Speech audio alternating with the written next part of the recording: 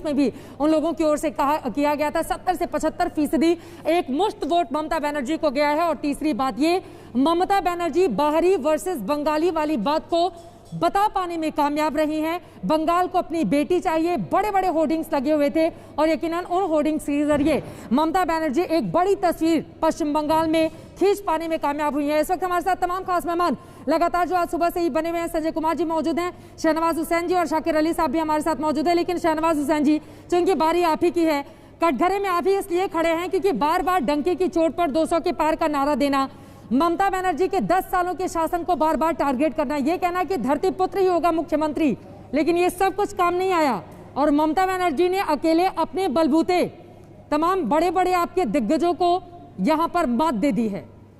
शहनवाज जी, आप भी उसमें एक शामिल हैं जो जगह जगह जाकर माहौल बना रहे थे लेकिन काम नहीं आया वो सब कुछ।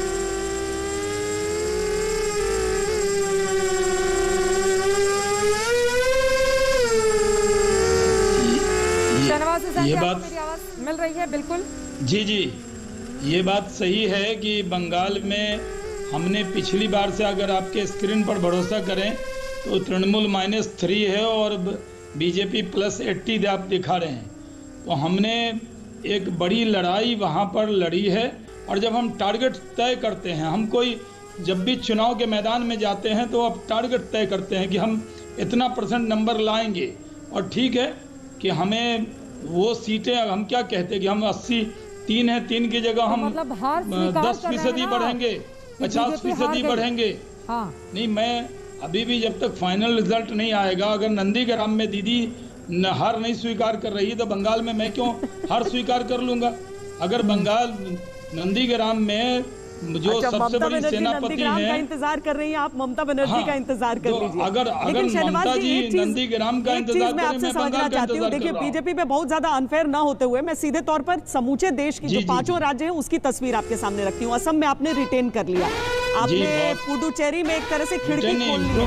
नहीं रुकिए, नंदीग्राम से भी खबर आ रही है हमारे सामने, आगे हो गई है ममता बनर्जी, आगे हो गई है, नंदीग्राम से आगे हो गई है ममता बनर्जी। यानी कि 3 दौर तक जो मतगणना चल रही थी उसमें शुभेंदु अधिकारी आगे थे, लेकिन अब थोड़ा बाजी पलटती हुई दिख रही है। और हम आपको बता रहे थे नंदीग्राम 1, नंदीग्राम 2 ये 2 डिस्टिंक्ट इलाके हो जाते हैं जिसके जो वोटरों का प्रोफाइल है वो बहुत अलग हो जाता है, ध्रुवीकरण के हिसाब से उसको समझिए। और ममता बनर्जी को जहां से वोट पड़ते हैं, जहां से ज्यादा उनको वोट मिलने वाले थे, वहां की मतगणना ऐसा बताया जा रहा था कि अभी वहां की शुरू नहीं हुई थी और अब वहां से जैसे डेटा हमारे सामने आ रहा है उसमें 2700 वोटों से आगे हो गई हैं। अभी तक 4500 वोटों से पीछे चल रही थी, उसके बाद 7000 तक भी शुभेंदु आगे पहुंचे, लेकिन 2700 वोटों से आगे निकल गई हैं। शहनवाज जी, श्वेता जी, मैं ये कह रहा हूँ, आप ही ने बताया कि एक नंदीग्राम 1 है और 2 है, एक में हम मजबूत हैं, एक में वो मजबूत हैं। हो सकता है कि जहाँ हम कमजोर हैं वहीं की गिनती हो रही हो। या तो आप इसको कहिए तो पूरा क्लियर करके कहिए, पूरा पता करके कहिए, क्योंकि मैं तो अपने रूम में बैठकर डिबेट कर रहा हूँ। अभी तक 7000 तक तो अच्छे से स्वीकार कर रहे थे आप लोग कि हाँ वो पीछे चल रहे हैं। कह रहा हूँ ना कि हो सकता है कि हमारा ही वाला बेल्ट अब खुलने वाला हो, तो अब क्या होगा वो वक्त बताएगा, लेकिन कांटे का मुकाबला है। और बंगाल में अच्छा, ये 205 जो है तृणमूल कांग्रेस की, 84 बीजेपी की, इसमें भी कुछ परिवर्तन देख रहे हैं क्या आप? अब इंतजार के मूड में हैं? जो 17 राउंड होने हैं, कहीं 20 राउंड होने हैं, तो आप चाह रही हैं कि हम रिजल्ट की गिनती मान लें, शाम में आपके साथ जुड़ेंगे तो पूरी डिबेट कर लेंगे। अभी जब तक काउंटिंग जारी है, हाँ। मैं लोकसभा के चुनाव में खुद ही 10 दिन प्रचार बाहर अपने चुनाव में कर रहा था और लेस देन 1% वोट से रह गया लास्ट राउंड में जाके। तो मैं जानता हूँ इन चीज़ों को, मैंने खुद झेला हुआ है। तो अगर आप समझते हैं कि 7 राउंड में है और ममता जी की टैली अगर दिखा रही है तो हम अभी तुरंत स्वीकार करें। ये सही है कि उनकी टैली हमारी उम्मीद से ज़्यादा है, हमारी टैली हमारी उम्मीद से कम है। स्वीकारिए ना शहनवाज जी की हार हो गई, हमसे गलती हो गई, हमने जो उम्मीदें की थी उन उम्मीदों पर हम खरे नहीं उतर पाए। अच्छा, ममता बनर्जी को हमने हल्के में ले लिया, अब इस बात को स्वीकारिए। अब तो जो जीता वही सिकंदर। शहनवाज जी, इतना बड़ा दिल तो दिखाइए कम से कम। हम बड़ा दिल दिखा रहे हैं ना, 3 से 84 पहुंचने पर भी आप हमें हारा हुआ बता रही है। 3 से 84 पहुंचने पर +81 आप दिखा रही हैं अपने स्क्रीन पर, -4 उनको दिखा रही हैं। अगर पुराने रिजल्ट से तुलना करेंगे तो इतना तो बड़ा दिल आप भी रखिए ना कि हमने परफॉर्मेंस को कितना इम्प्रूव किया है, हमारे कार्यकर्ता कितनी शिद्दत से लड़े हैं, हमने शहादत दी है, कई गुना हमने इम्प्रूव बंगाल कर की लिया है लड़ाई को अगर 3 से हम मजबूती से। तुलना करेंगे तो। लेकिन 2019 भी तो देखें, जब आपने 121 पर लीड हासिल की थी, वो 121 भी नहीं पा पाया 2 ही साल के भीतर। 2019 में मैंने देखा, अभी मैं कश्मीर के जब चुनाव में था तो लोग कहते थे, जो हमें वोट नहीं भी दे रहे थे, कह रहे थे मोदी से अच्छा कोई प्राइम मिनिस्टर नहीं। नरेंद्र मोदी जी के नाम पर एक अलग बात होती है, उसकी तुलना हम नहीं कर रहे हैं। ये विधानसभा का चुनाव है। हम ये जरूर कह रहे थे कि लोकसभा के चुनाव में नरेंद्र मोदी जी के नाम पर वोट था, लोगों में जुनून था।